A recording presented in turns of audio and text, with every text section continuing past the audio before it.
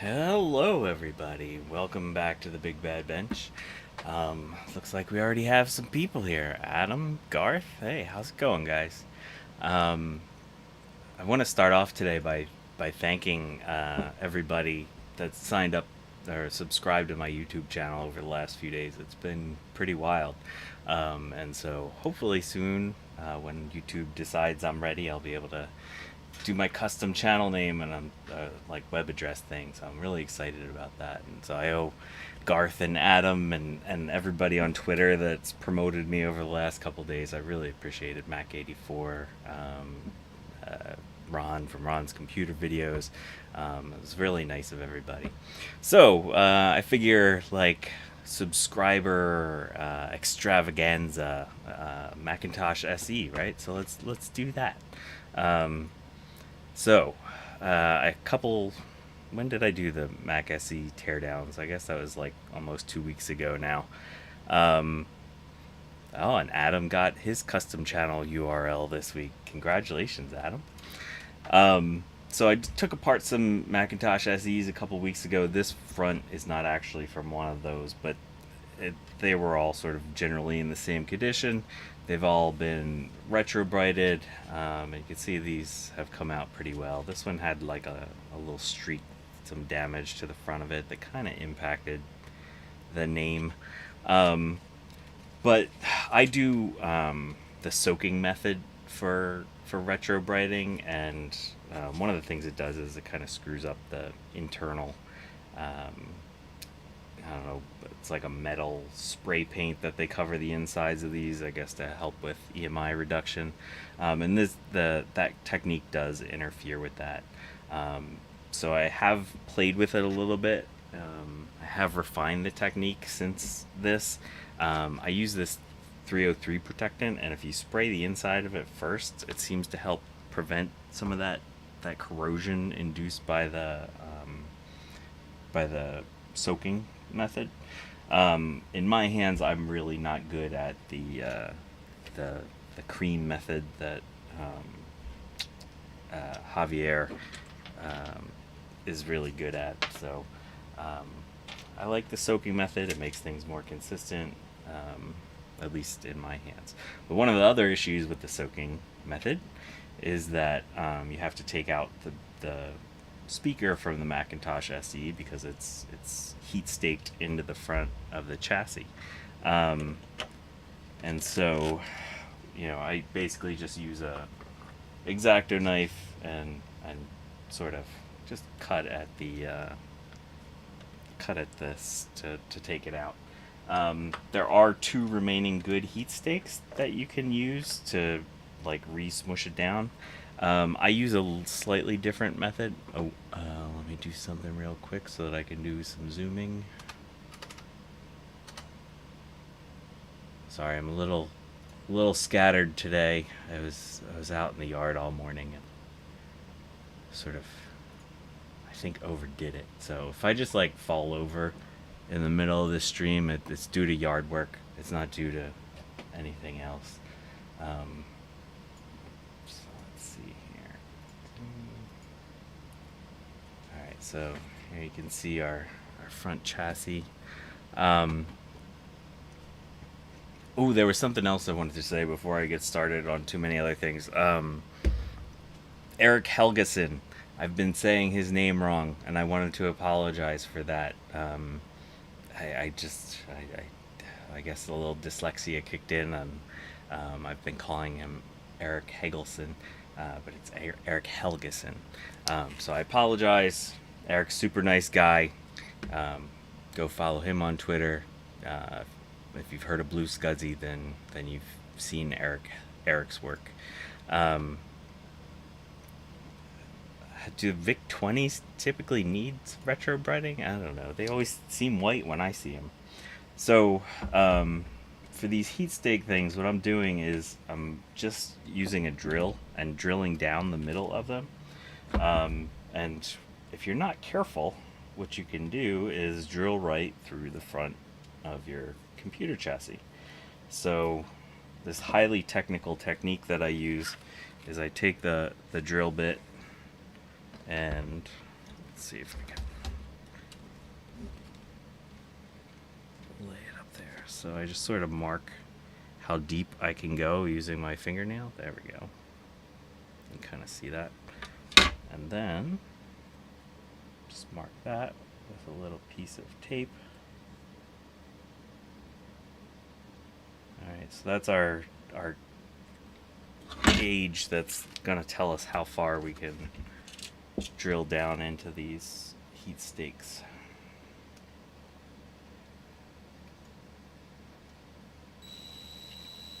And let me know if this drill sound is bad. I'm going to try to go slow. Well, I always go slow anyway, just because I don't want to go too fast down into this thing. Okay, so we have a little hole right in the middle of our heat stake there. Do another one.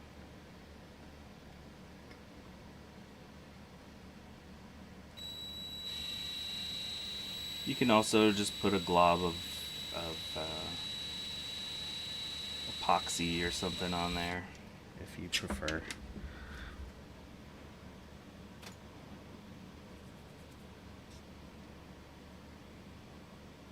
Ah, the 81 model with some darkening. Alright, cool. Well, I look forward to seeing your results. I saw you, what were you retrobrighting the other day, Adam? I forget what it was.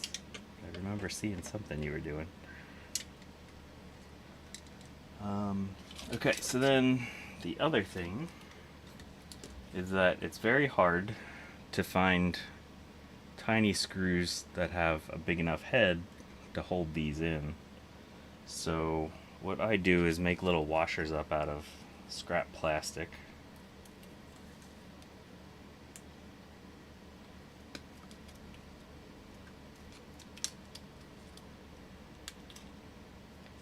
So just this little, I think this was a SD card container or something. Hot glue. You could use hot glue. I mean, I like to do things unnecessarily complicated. As everyone will see shortly with the PCB that I recently designed, and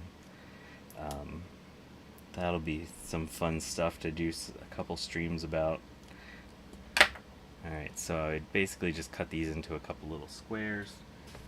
I'm gonna grab them with some pliers.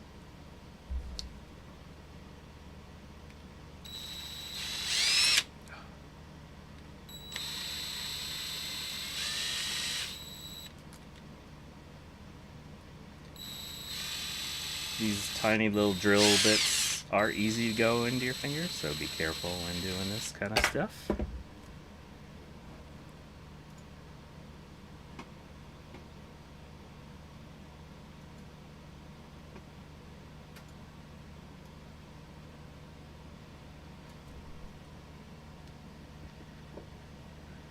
Yeah, I'm not going to say that the 303 is perfect for preserving the fronts of these things, but it does a much nicer job than than nothing. Basically, all it's doing is creating a little hydrophobic layer on the surface. But basically, if water gets in anywhere behind these things, it's gonna encourage. Oops! Now I just lost my little screw. Okay. See, like this part where it's basically just totally come off.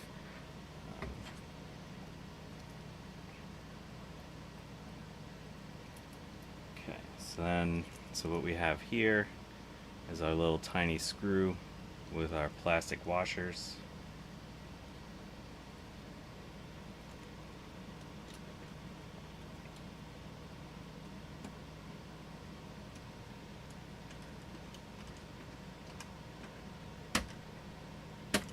Okay, one down.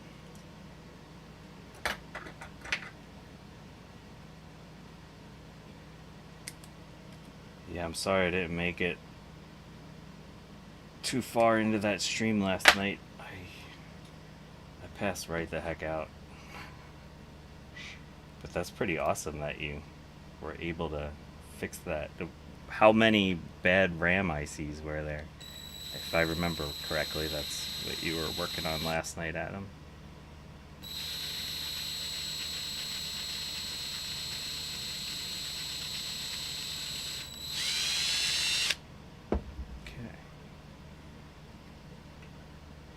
Oh, Steve from Mac84 is here. Thanks for showing up, Steve. I just I extolled your virtues earlier. I wanted to thank you for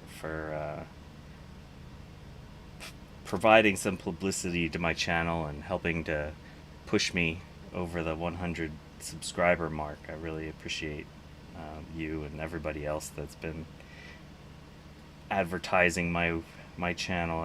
I really appreciate it. So what we have here is our little plastic washers that we're making to help hold the speaker down into the front of the chassis after removing it for retrobrighting. So it's a little bit easier if you have a slightly bigger hole in these. I'm about to drill into my fingers.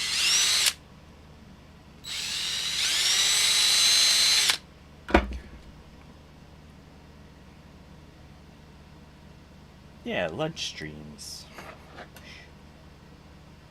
Not everybody needs to eat, right? Just get your nourishment from watching Macs get repaired. Alright, the screw head's a little smaller. Gotta switch.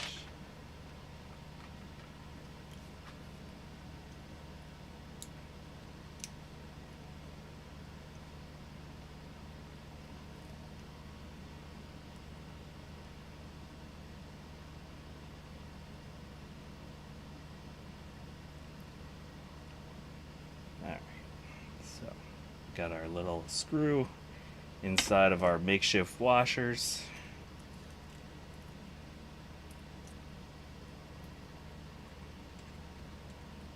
When you go to put these back on, make sure that the wires are towards the bottom. It basically slides in underneath the metal bracket, the chassis.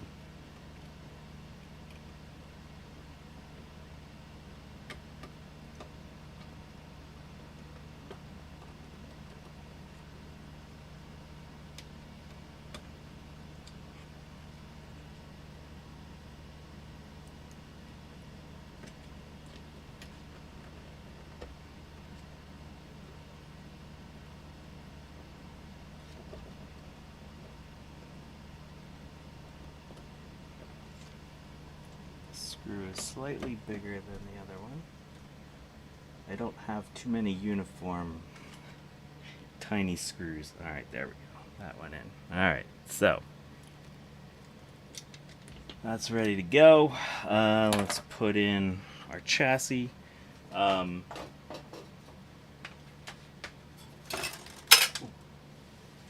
So, when we're working with Mac SEs, so let's zoom back out a little bit.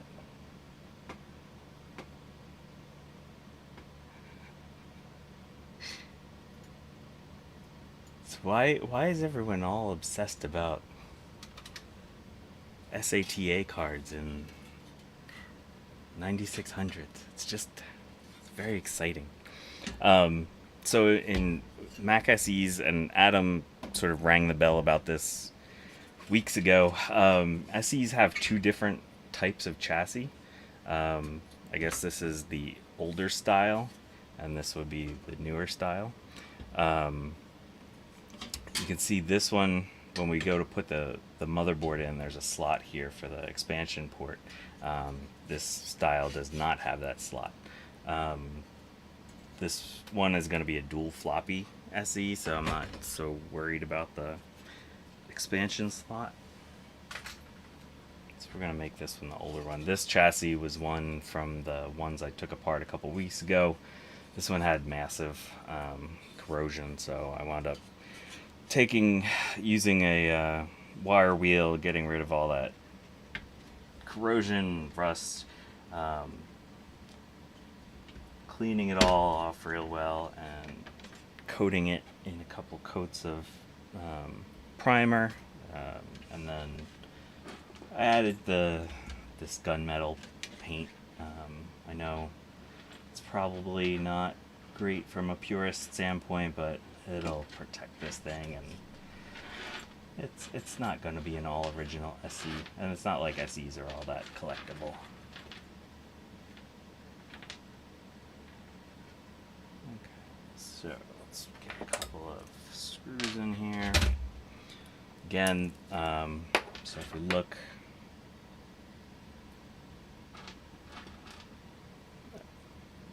when we're working on these things, there are two different lengths of screw.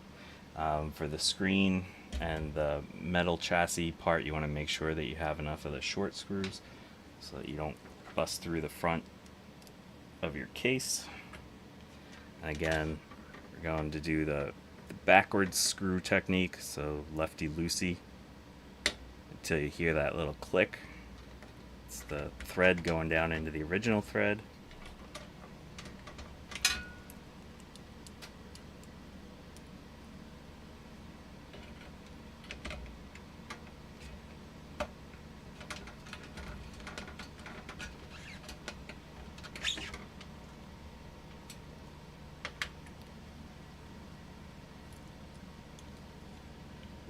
Sorry, hit my camera.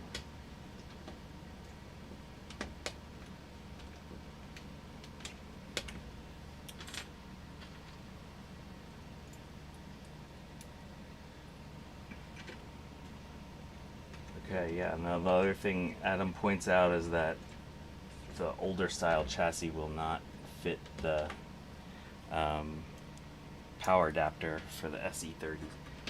I still have not been fortunate enough to find an SE30, so I can't test that myself. I was really close to one. I was down visiting some people in Pennsylvania, and someone had one for sale, and it was in the same town that I was in, but when we went to make arrangements to go so I could go pick it up, turns out that she was actually about an hour away, and that she used the wrong address in the listing. I was like, oh, so close. I didn't have time to do that extra hour to go pick it up. The other thing I should point out is that, like, when you retrobrite these things using the submersion technique, all these little holes get water in them, and so before you go to try to screw things down into those holes, make sure to blow out the water real well, or else it makes getting the screws in very difficult, and it can also deform the front of your case if you sort of use that water to push against. Water is not compressible. Yeah, if I was a production facility, I'd use a nice fast drill. I grew up working on cars, and so I always, there's the thing where you could just like use your impact gun to put on lug nuts, no problem, but real car people know that you should not do that. Alright, so when we go to put this on, you want the hole for the anode to go in that direction towards the case. The analog board and power supply are on this side, and we want this part to be all over here, analog there. Okay.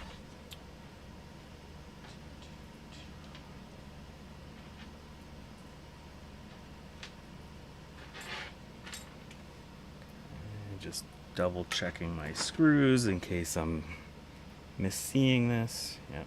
Okay, good. This one matches better.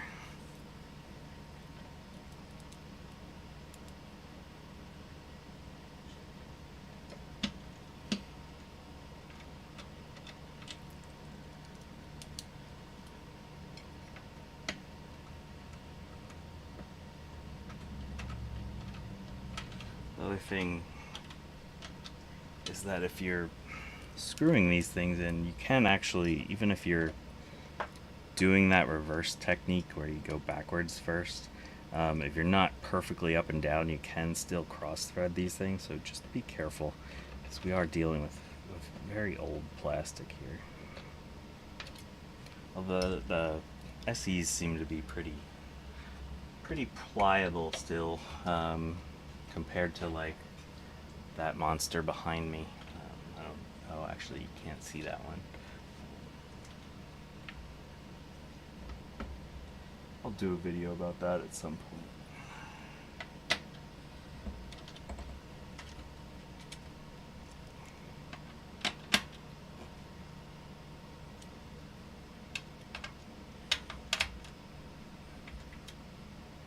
Okay, so we have our CRT in there.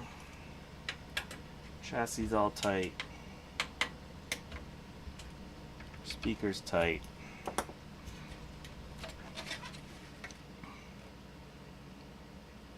This monitor does have a very, very faint little bit of burn-in right there, unfortunately. But aside from that, I think it's really good. Relatively really good.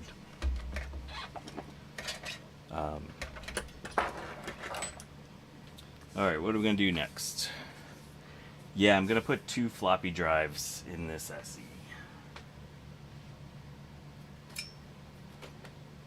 So let's do that next. I actually already serviced and tested these floppy drives, but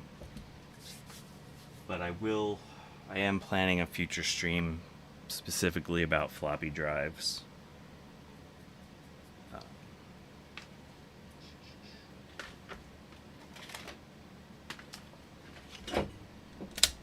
Just to show how snappy these ones are.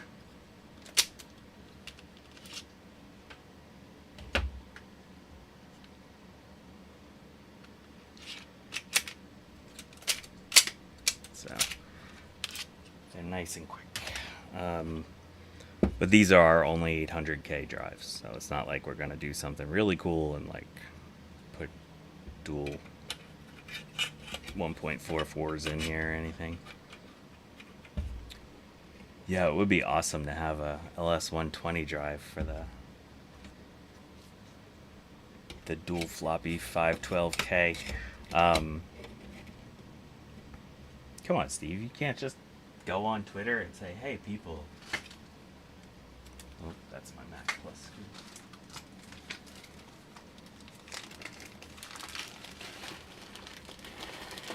screen. Alright, so we're going to have to go into our next bag of screws.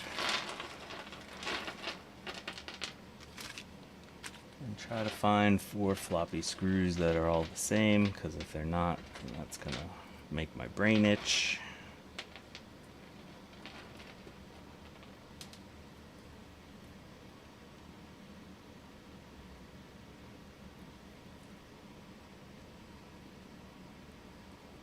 Okay.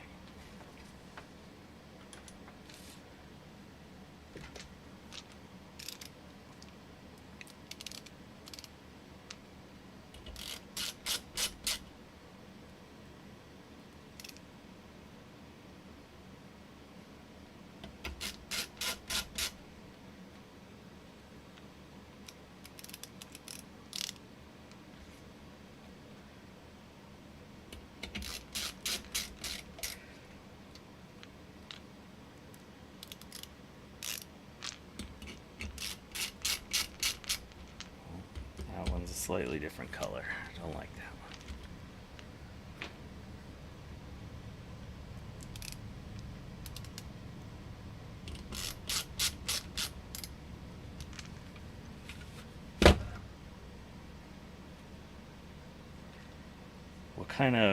What does the eye dock do?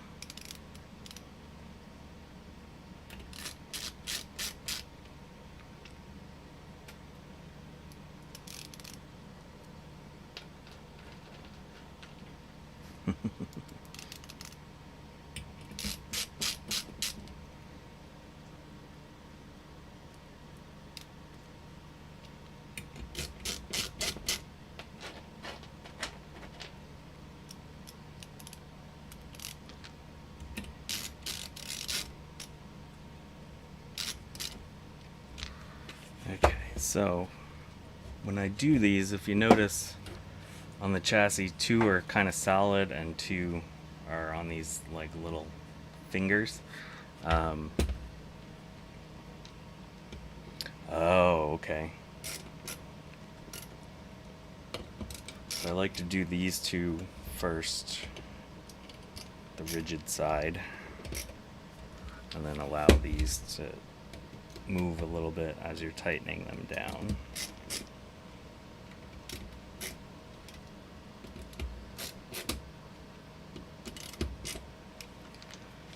Alright, and then the screws that hold these in,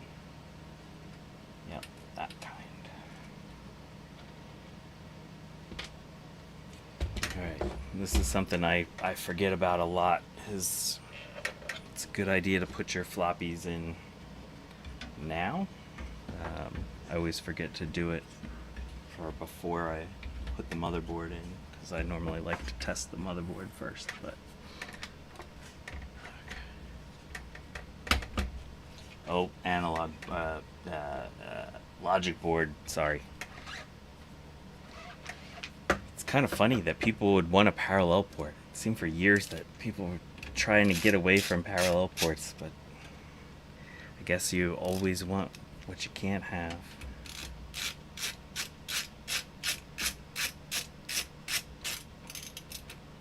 I guess there were a lot of printers that did really just work better over parallel.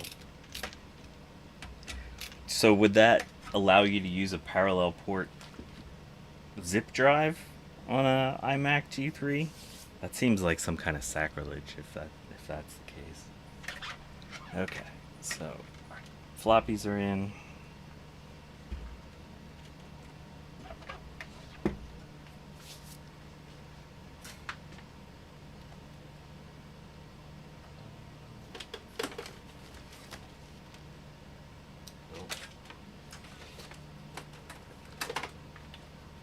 Let's use this analog board.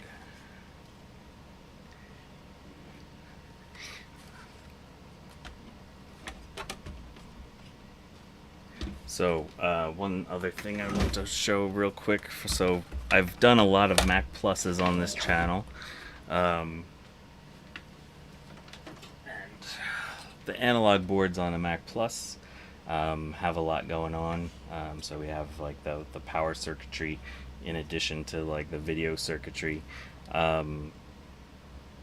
the SEs made the power supply a separate beast. And so there is some tweaking that you can do in these power supplies. They are chock full of capacitors, and sometimes those capacitors do need to be replaced. Let's just pop this off real quick, take a look. I think I tested this one and it's fine.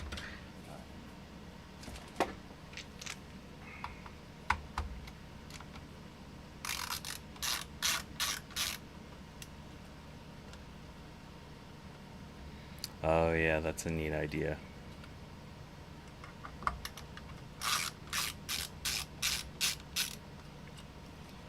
So you can take the power supplies off of these. There's 4 screws. Oh, this one is actually missing 2 of them. And this one looks like it had work done. Yeah, I didn't do that. I think I'm gonna go back over this. It's a good thing I looked at that. It looks like someone has gone over and reflowed some of these solder joints. But I think I wanna do it again. I'm not liking the looks of some of these. But anyway, let's take a look here. So this is easier to do if you take the... Let's set this aside for a minute.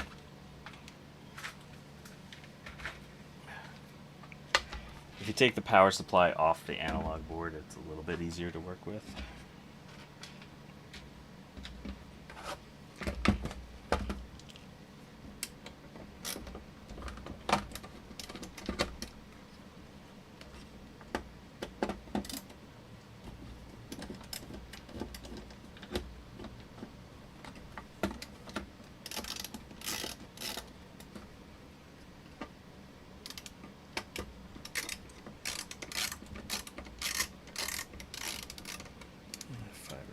Correctly, is it just those 4, or do you have to take that one off too? Yeah, gotta take that one off.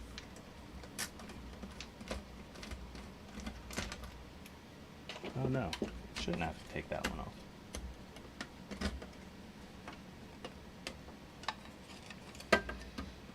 So let's see, we have a nice little power supply in here. You know, unlike the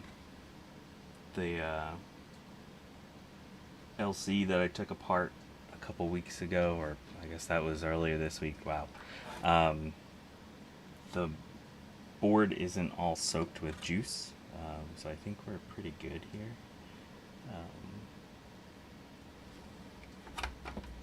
Doesn't hurt to recap these things, but I've generally found it's not required.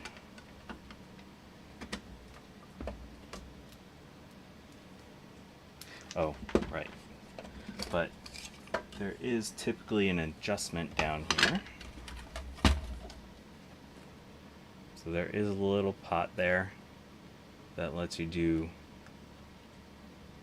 some voltage adjustment. These are group regulated, I think, so in my experience, if you play with that, it's going to affect both the 5 and the 12. And I think the official Apple specifications that I've seen on these things say that it's okay for the 12 volt to be up to like 12.75, which I find kind of high. I would never normally want to have one up that high, but I don't know. It's apparently okay. Okay, so these have, at least these Sonys, have 2 long and 2 short screws. The short ones are for the top ones, the long ones are for these that help anchor the heat sinks in, bring this aluminum, help it be a big heat sink.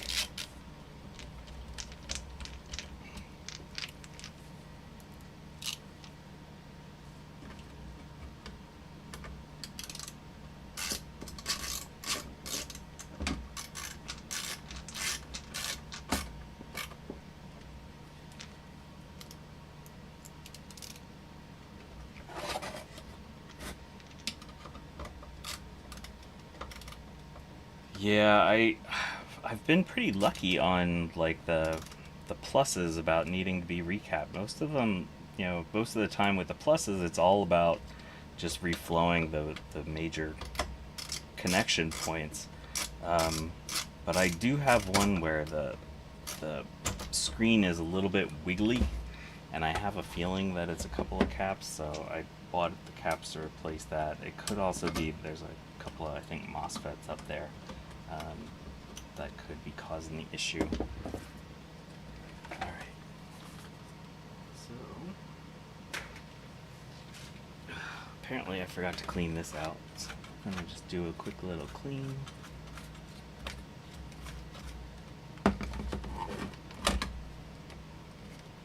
Thought I cleaned these out before.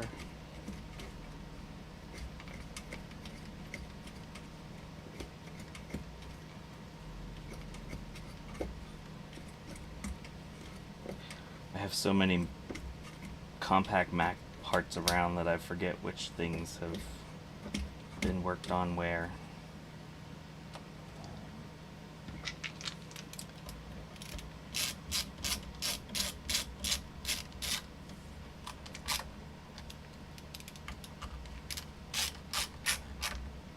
Okay.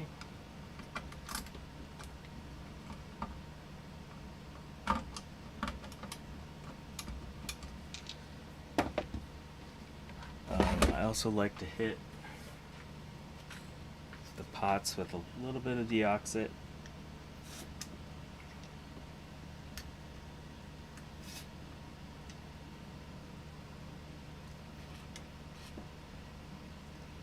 Not a ton, because that oil gets everywhere. And then these, what's the official name for these things? I forget. The boots? I don't know. I like to use a little bit of WD-40 to clean them up. It's because they get very sticky. The WD-40 does help keep them from drying out.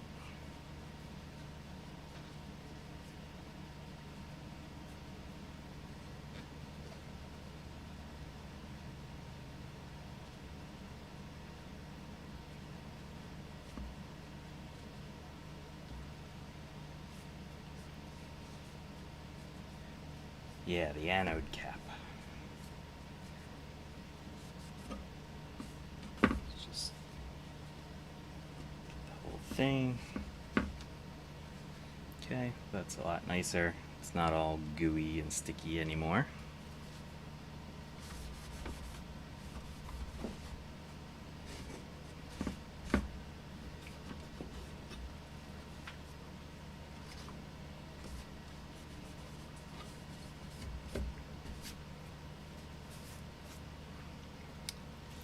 Alright, so let's see if this thing powers up. Well, I guess we should put it back on first.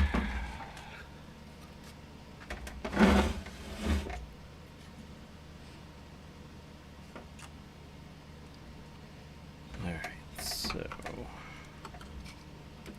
these things are a little bit fiddly. Oh, let me put my t-shirt back down.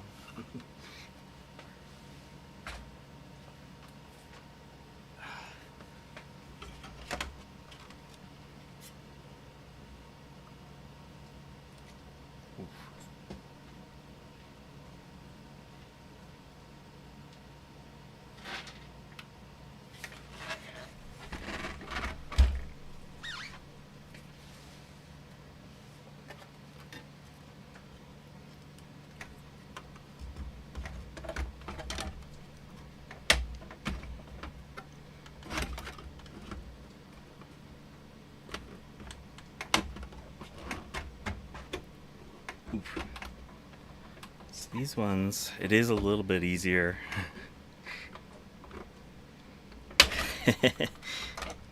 Thanks, Garth, for saying about the like button thing. I'm gonna have to get used to that now that I have more subscribers. Make it like I'm gonna have to be like a real YouTuber or some shit. Okay, so as we're sticking this in here, there's a little groove up here. Oh, you can't see that. There's a groove here, and there's a groove here, and then there's these little tabs. Make sure that everything's sitting in there real nice.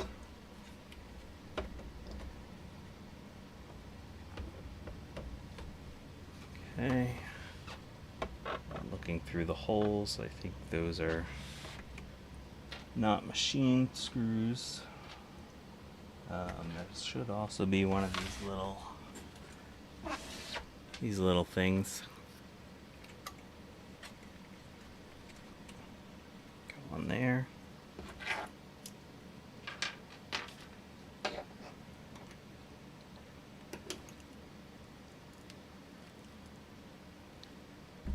So these are metal threading screws, sheet metal screws.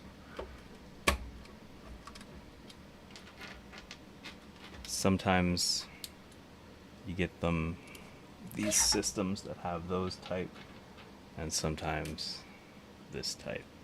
So this machine, I'm pretty sure, has this type. Sheet metal.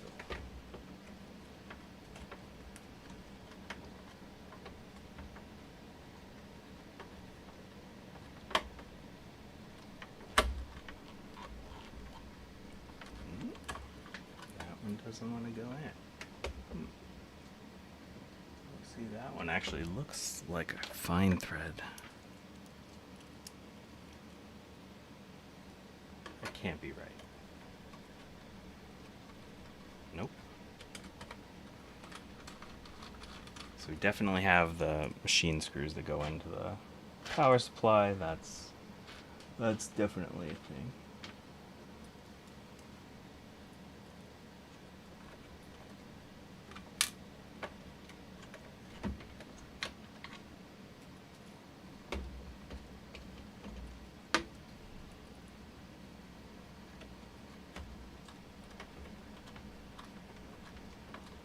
Wow, okay, I was wrong. This one apparently uses machine screws. Okay, I wonder if there's a rule about like the age of the chassis, whether they're machine screws or sheet metal screws. Could have swore looking in that hole that it was a sheet metal.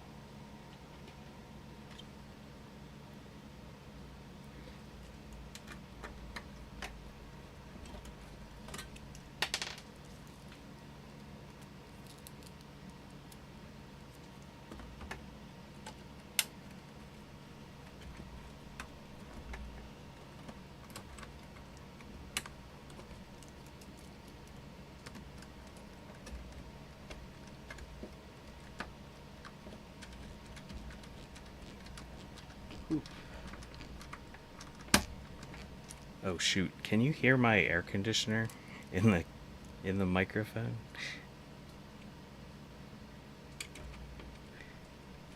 I meant to shut that off.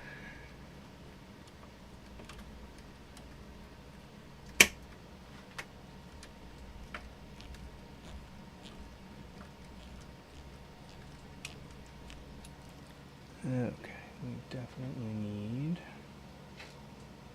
one more machine screw for the power supply.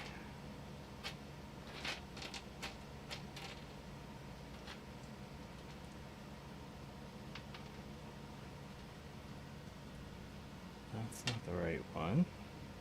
That's not the right one.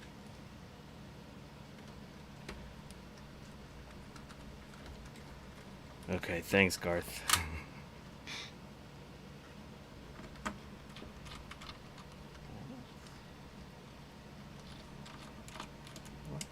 I am like missing some screws here. I thought I was better at cataloging my stuff. Ugh.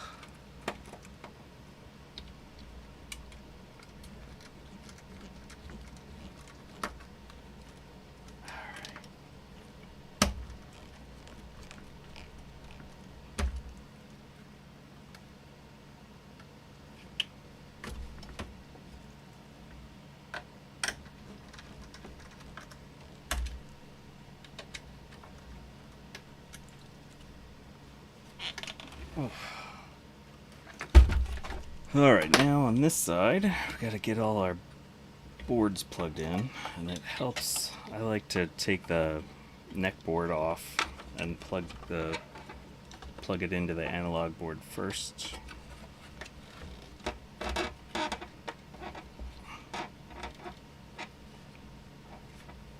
Yeah, this SE is going to get a blue scuzzy for sure. Okay.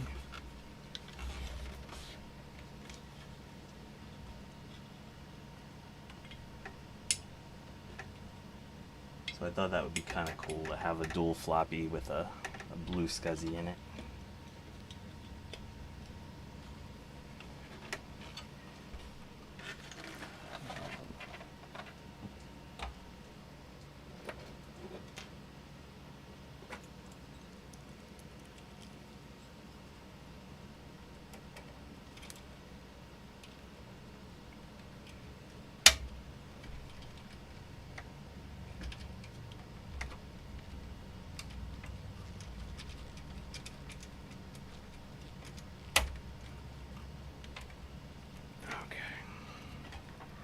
Oh, and since I painted this, I'm just gonna actually take this back out. I forgot.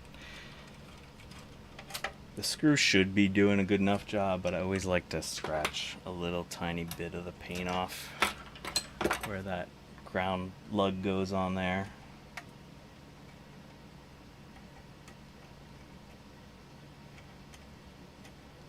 Which, if you've used your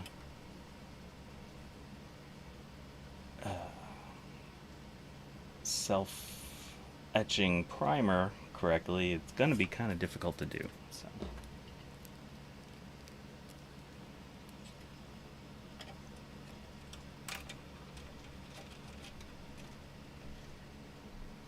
Okay, so that's on. I do need to find one more machine screw. Oh, there's one. Okay, there we go. All right, thanks, Steve, for stopping by, and thanks again for advertising my channel. I really appreciate it. All right. Oh, right. I really wanted to reflow some of these solder joints.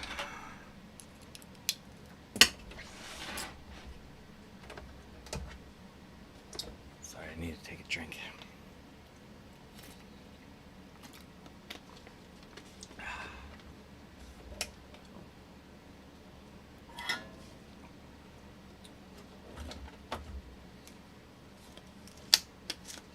I saw someone on, I forget if it was on the Mac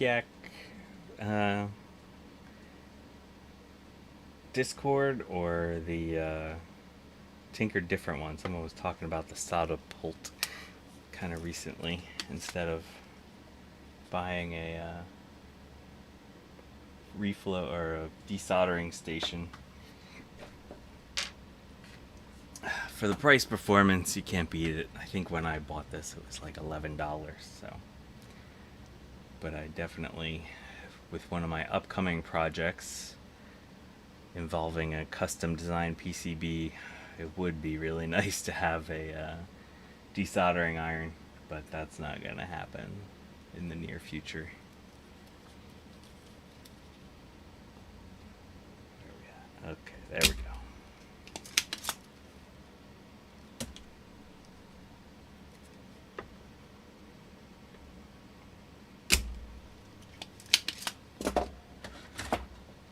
So I'm just going to hit these with a little bit of new solder.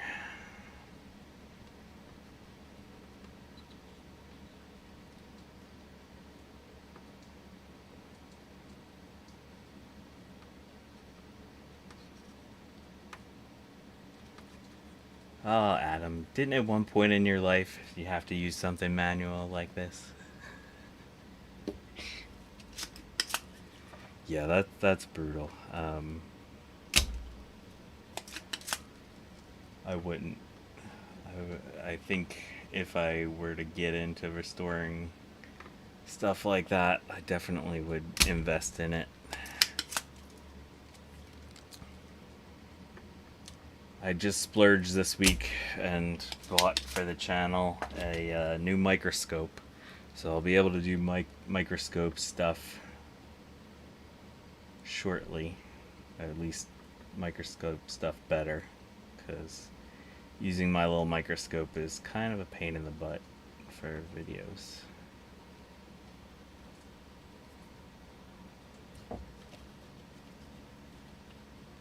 Ah, JDW. Wow, thank you for showing up. All the way from Japan.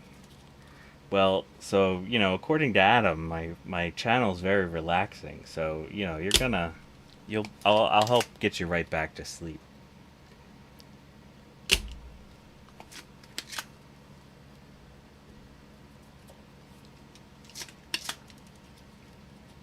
Okay, so I'm going to take off some of these solder joints, not all of them, and then we'll come back and do the rest in a moment.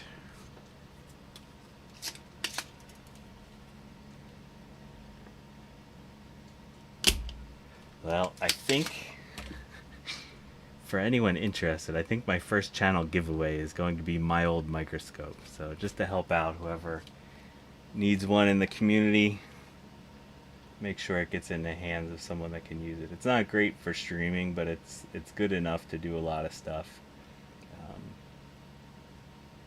I love my little microscope that I bought locally, but for streaming, it's really not great for doing all the working distance and stuff that you need to do.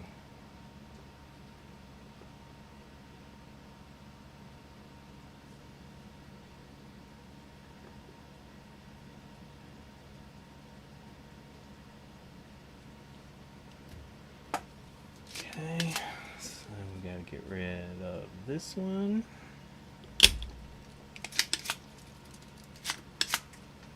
And get rid of this one. I need to clean my tip.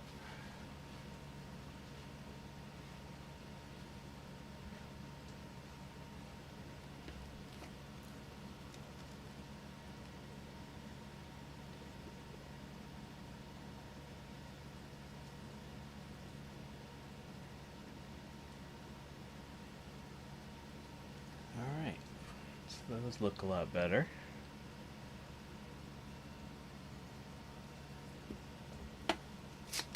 So you can kind of tell when someone hasn't put enough heat into their solder joints, when they're very uneven, and well, often if they're not shiny, that's a pretty good example. And this is like a huge power plane right here, and this thing just sucks up heat. So if you don't have a big enough tip or you're not using enough heat, those really are easy to screw up those solder joints. The Mac Plus has one that's very similar to this.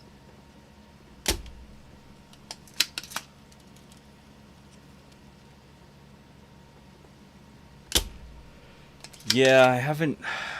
Streaming is all I've done so far. I have shot a little bit of video for like a produced actual thing, but I've had I have mad respect for people that um, do produce videos. I mean, especially like yours, JDW. You have so much material that you're trying to cram into your videos. Um, I I just haven't been able to find the time to like produce the videos with everything else going on.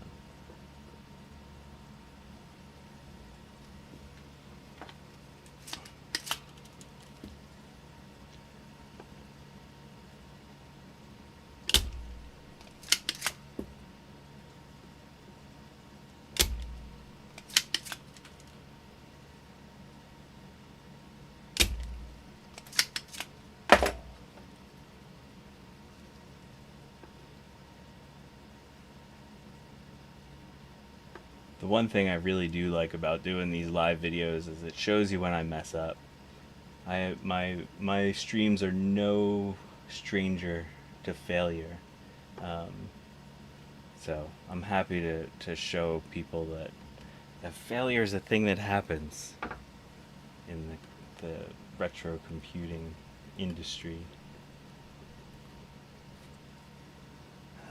Let's see, what else do we have for solder joints here? Most of these look factory. These are a little funky, but they look alright. I think I want to hit that one.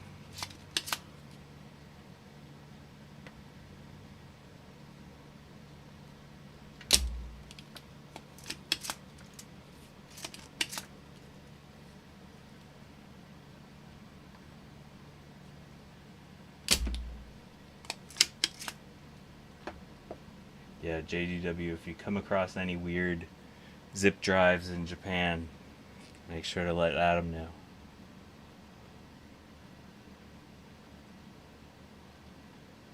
Adam, do you buy them off of like Yahoo Japan or something like that?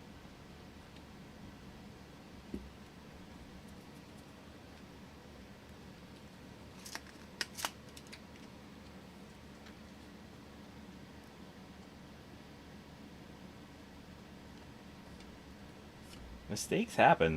They're good for learning. Um, but also I get what you're saying about like when you're on someone else, not that I've been on anyone else's stream, but I have found that like the stress of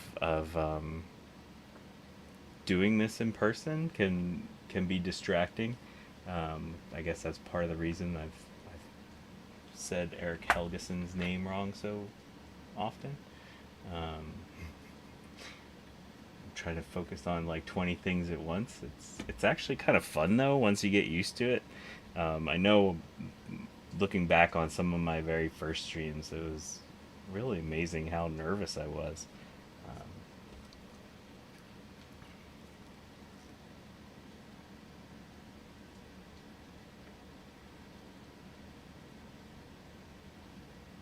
Alright, I think most of these look good. Alright, let's see what happens here. Let's plug this thing in. Oh, I guess we should put in a motherboard, huh? Or logic board. I still cannot wrap my brain around working on Macs. Um,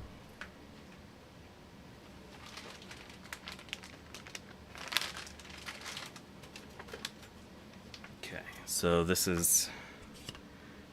Yeah, you can tell which version you have based off of the this chip right here. It's easiest to see. I don't know the numbers off the top of my head, but I know 0043A is one of the 800K SEs. So when you put these in, I always put the speaker cable on first. Then you slide in one side. Oh, alright. Let's see if we can make it so that we can see this. Okay. So, gonna put in one side, and then the other side you're gonna line up like that, and then slide forward.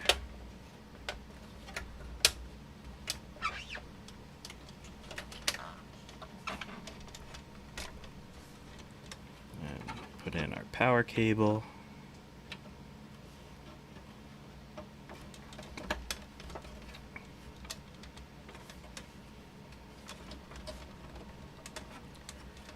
Okay, so do we have everything in there? Oh, we need some floppy cables. Let me grab a couple floppy cables.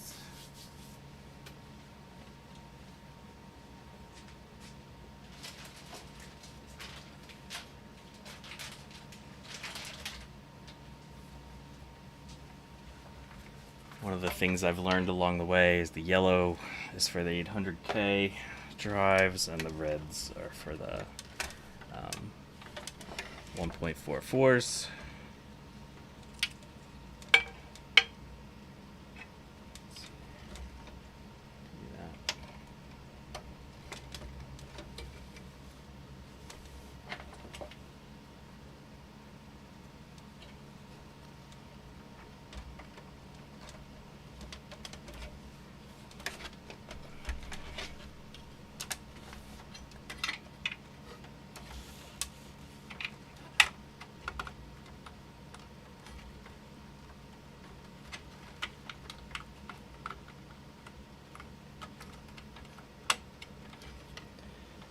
Okay, there and there.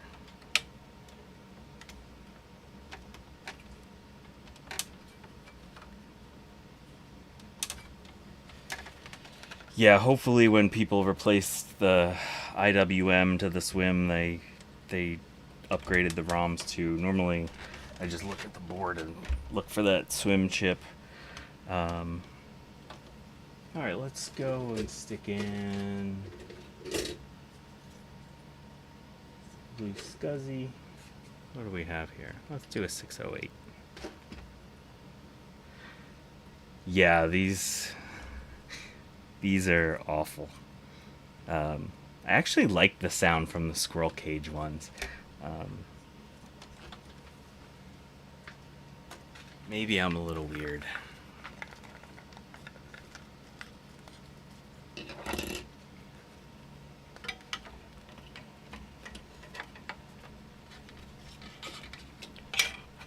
Let's do an internal blue SCSI on this one, just to proof of concept test for us.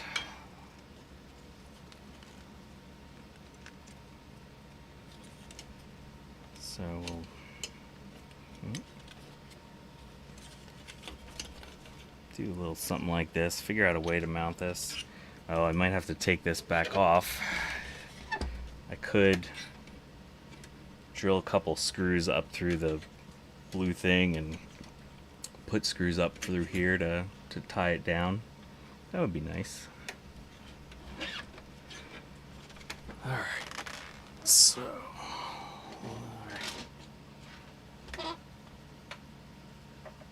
plug in a mouse and make sure the power switch is off. Plug it in. Alright, I'm going to move the camera. Be careful if you're seasick.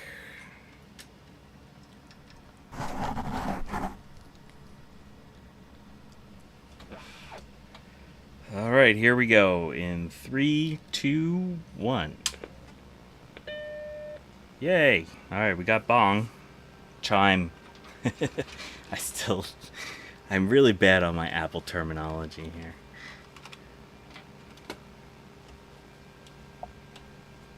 Okay, so, oh wow! All right, so the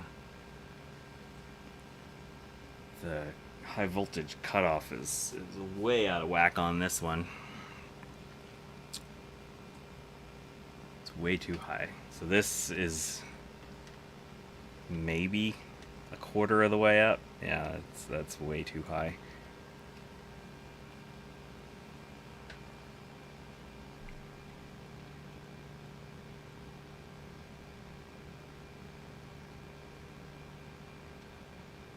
Alright, cool. So we booted. Let's see if our floppy drives work.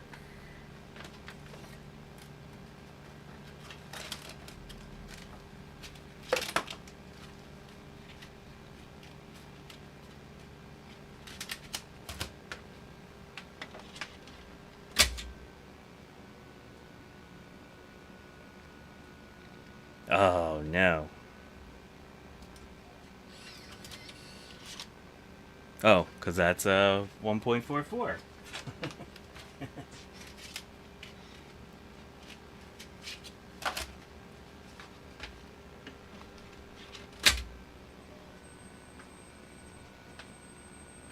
Alright, there we go.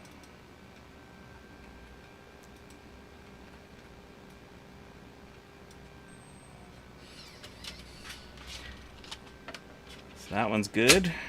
Or, well, I'll do some format tests and stuff later. But normally if you get a floppy to show up and see stuff that easily, it's gonna work. And you can see that these both eject real nice. The mechanisms are nice and sharp. That snap you want to hear when you do these. All right. Let's do a quick snooper test on this one.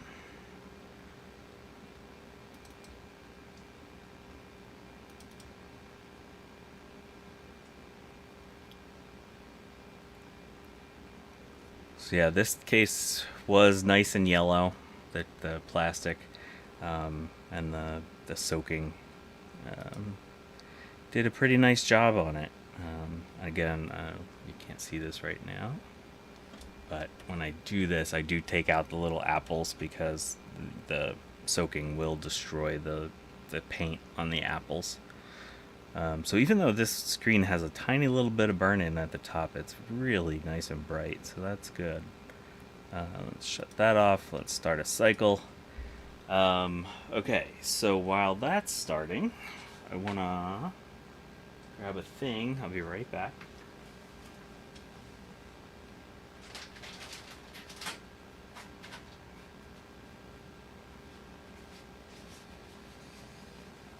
And I always get confused about which of these things belong to which Macs.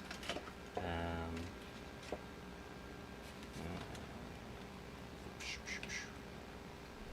this one's for a Plus, this one's for a Plus, this one's for an SE.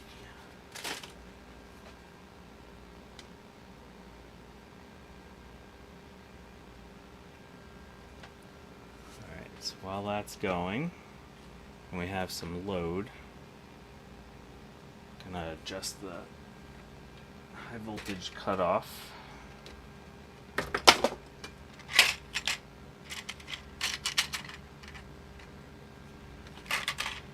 Yeah, I do have little loopback connectors. They're attached to another computer right now.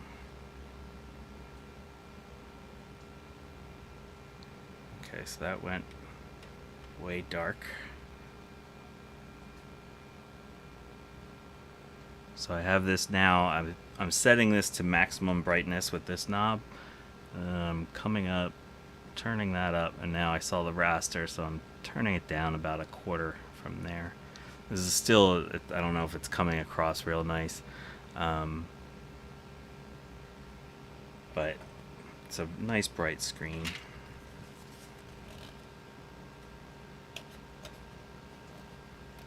Wow, a black cover for the analog board. Ooh, this is gonna need a clean. This one had some life to it.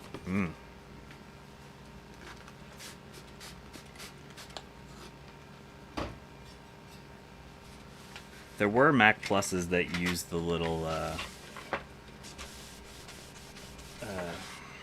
whatever these things are called, these retention clips. I have several Mac Pluses that came with these, just like the SEs. But yeah, a lot of the Pluses use the little double-sided tape foamy bits to hold on this protective plastic thing. So I'm just cleaning this off, make that look a little bit nicer. The other thing I want to do while this is going is check the voltages.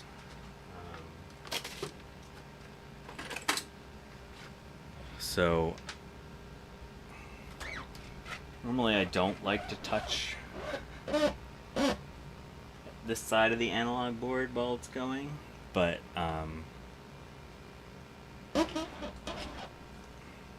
so these 4 pins right here correspond to the hard drive power cable connector. So we can check them real quick. So 4.77, that's a little low. And 12.67. Yeah, that's higher than I'd like it to be, but it's within Apple's specification. So it's technically fine.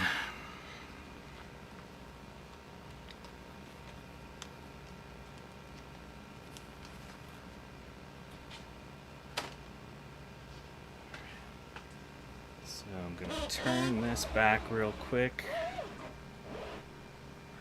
Alright, let me go grab my... So I'll show you my loop backs.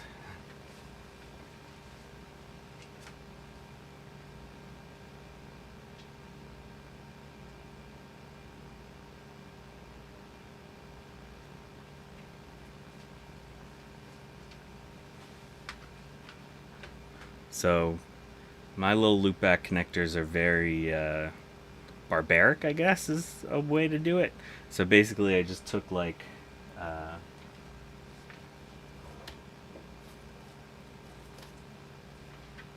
a leg from a capacitor and just soldered a wire, or took 2 legs from capacitors and just soldered a wire across. So then if we end this,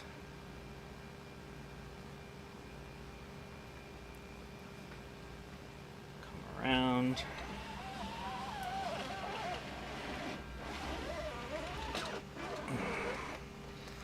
let's see, I'm going to move the camera again.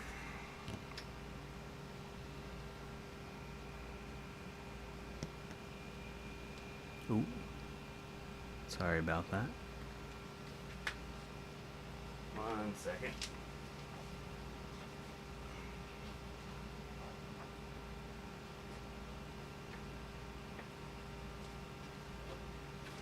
I always forget which one is the modem port. So if we just down here on the modem port, connect the bottom 2. Oops, sorry. Connect the bottom 2 and the bottom row.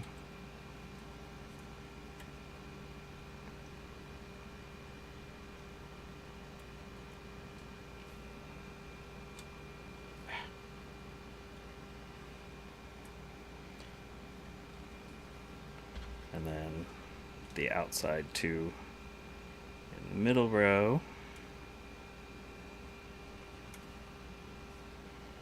Let's turn this back around.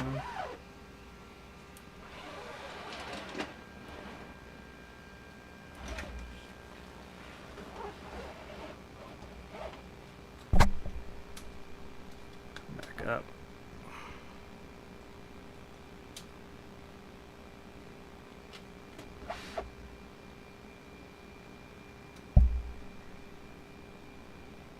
Sorry for moving the camera so much. Let's just do...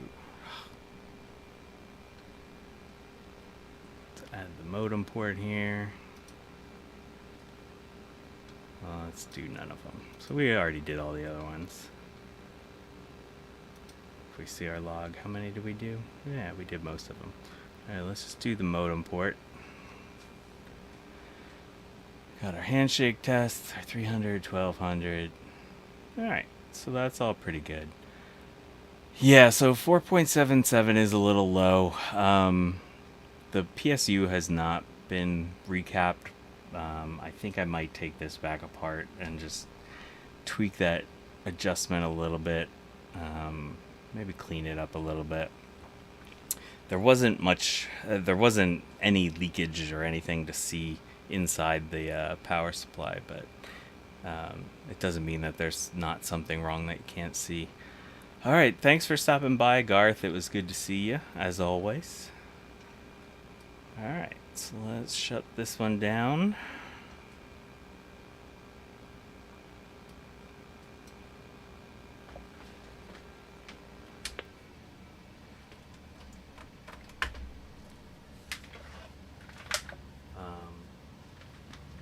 While I have this this here. So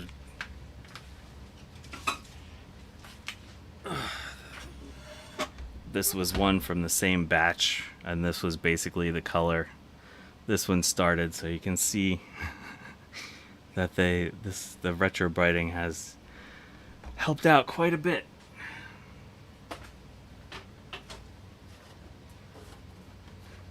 I'm gonna move the camera again.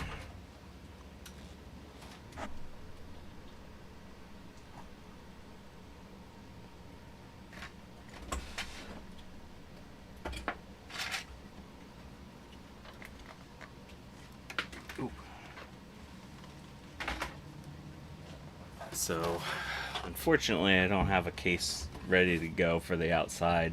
This one had a big sticker on the one side, and it kind of made a mess. And a big sticker on the top. This had two stickers on this side. They cleaned up pretty well. You can still kind of see them in the bright light. All right, Adam, good to see you too. Thanks for stopping by. Yeah, I do tend to spray down all the connectors with deoxit, but I forgot on this batch. I actually got a little tired right now. I've been doing yard work all morning, so I was kind of I'm a little tired right now. So I think I'm actually going to end this stream. I was planning on building another one, but my blood sugar just dropped, so I'm gonna end the stream. I want to thank Adam and Garth Beagle and JDW. I'm shocked that you stopped by. It was really cool to see you. And Steve Mac84, thank you for stopping by. And again, I want to thank everyone that's gotten subscribed to the channel over the last few days. It's kind of skyrocketed. So yeah, I'm just gonna end this here. Thank you all. It was really great to see you all. So I'll hopefully be doing some more streams very shortly. Yeah, JDW, get some sleep. It's a little too late for you to be up watching random stuffs on the interwebs. All right, have a nice weekend, everybody.